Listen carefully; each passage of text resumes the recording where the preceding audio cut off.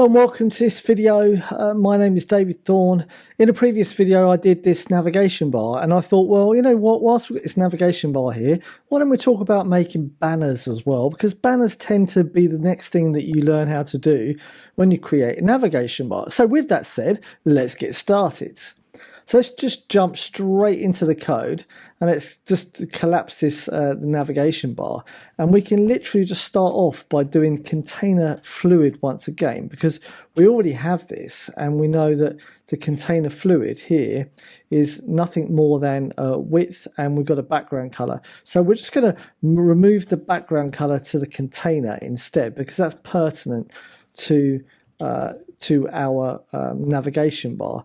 And if we save everything, it all stays exactly the same. Right, so now we know that our container is then going to be the full width. All right, you might think that we want to put some form of like another div in here, but actually we don't. We just need this div class, that's it. And we could just put like banner here and come and create a new one, because this container fluid already is doing the width 100%.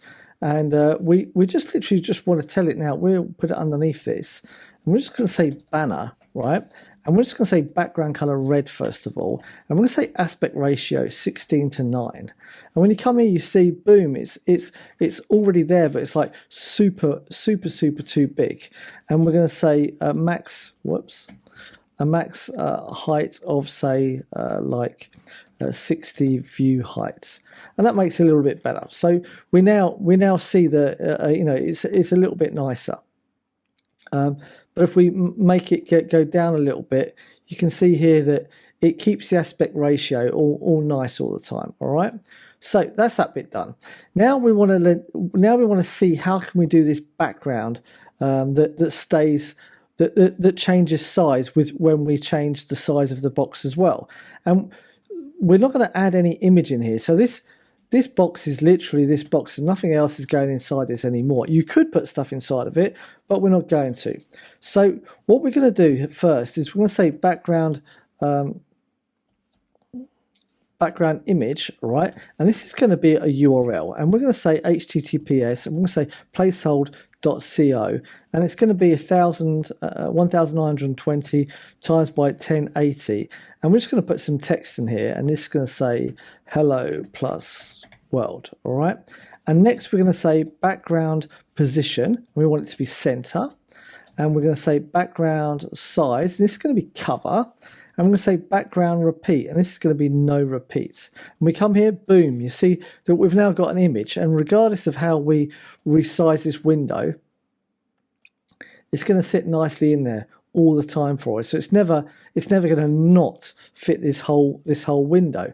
And this is pretty much everything that we need to do right now. What about if we want to get even more clever with this, and we want to extract this whole URL text, so it can be a little bit more dynamic, a little bit more changeable without having to change the CSS file itself, and maybe change it with JavaScript at a later stage. This would be super handy. So what we're going to do is we're going to change the placement of this, and we're going to extract it out, and we're just going to say then this is going to be var image URL, and this image URL we're going to create in the scope of this banner. And we're just going to place that in here.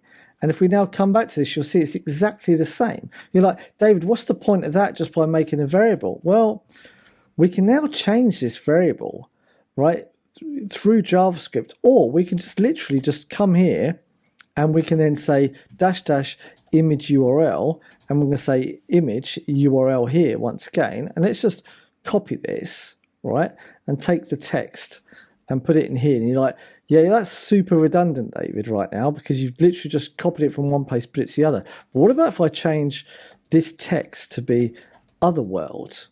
And now you can see it's otherworld. So we can now change it using CSS inside of the HTML itself. And if we can change it by using an attribute in HTML, that means we can change it with JavaScript too, which is super handy. I'm not going to do it in this video because this video is not about JavaScript, but I just wanted to show you how, if you ever thought I want to have some dynamic banner dependent upon the content that's inside of it, and I want to be able to dynamically change it, but I don't want to have an image tag, because in my opinion the best way to do an image that scales, that sits perfectly throughout the page, is to use the background image, because you've got a whole bunch of different extra parameters that you can use to move it around, top and bottom and so on. But that's another video.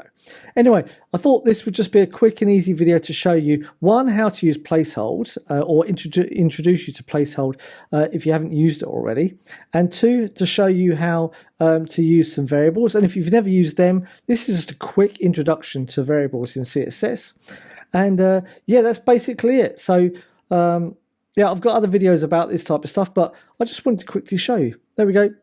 Thanks very much. If you did like this, give it a like. Normal, if you didn't like it, then tell me about it in the comment section below, because I'd much prefer to know why you didn't like it, rather than just seeing a thumbs down sign. That still helps me, but I'd much prefer you tell me why as well. And yeah, that's it. So with that said, thanks very much for watching, and I will see you in the next video. Ciao, ciao, and goodbye.